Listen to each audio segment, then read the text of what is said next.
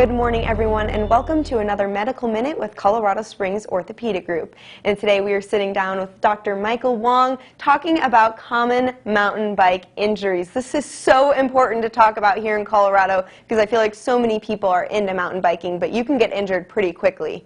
Yeah, myself included. I'm an avid mountain biker, so I have a lot of empathy and sympathy for these injuries. Absolutely. So let's kind of talk about some of the different injuries that we can see. Sure. The first one being a clavicle fracture. Right, that's one of the most common injuries we see.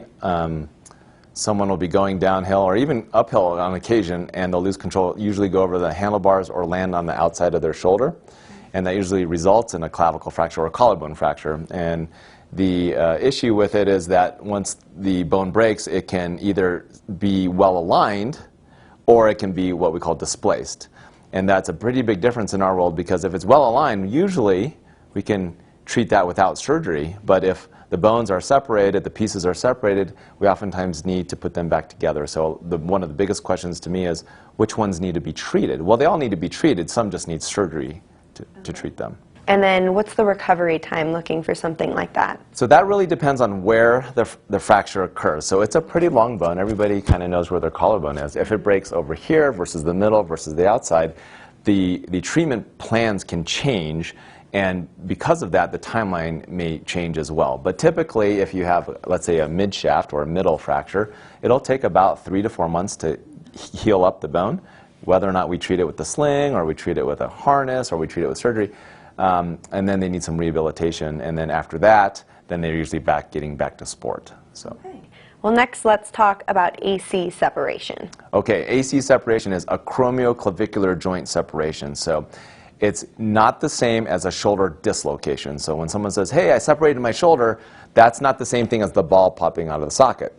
It's like it, though, because it's at the end of the collarbone. So everybody knows where their collarbone is, but you forget that there's this tiny little joint right at the end where it meets up with the top of the shoulder blade. So that's called the acromioclavicular joint. The acromion is part of the shoulder blade. Now, what can happen, just like with any other joint, is it can shift out of place. Right, so we just call it a separation instead of a dislocation. And so just like a dislocation, the two bones can either be well aligned or they can start to drift apart, depending on how severe the injury is. And there's a whole grading system between type 1 all the way up to type 5, where the collarbone is actually sitting up by the ear.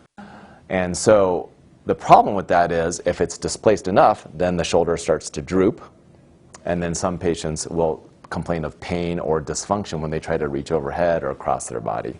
So much like our clavicle discussion, it really depends on how bad it is, right, and how much is interfering with that patient's livelihood. And then we start making decisions on whether or not that can be treated without surgery, and we do rehab, or maybe we end up doing a surgical reconstruction of the joint. Okay.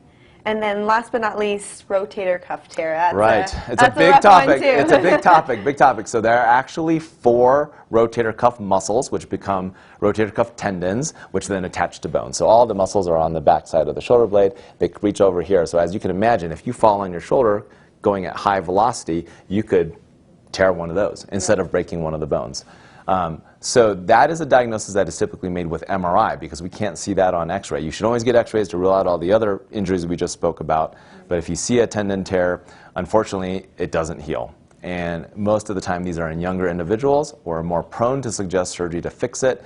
We could certainly try to rehabilitate through it, but it's a devastating injury if one of those 4 tendons goes. Moral of the story here today is just be safe out there when you're mountain biking. Keep the rubber side down, we call it. Yes, absolutely. Thank you so much. You're welcome. And again, for more information on Colorado Springs Orthopaedic Group, you can go online to csog.net. Well, this segment has been sponsored by the Colorado Springs Orthopaedic Group.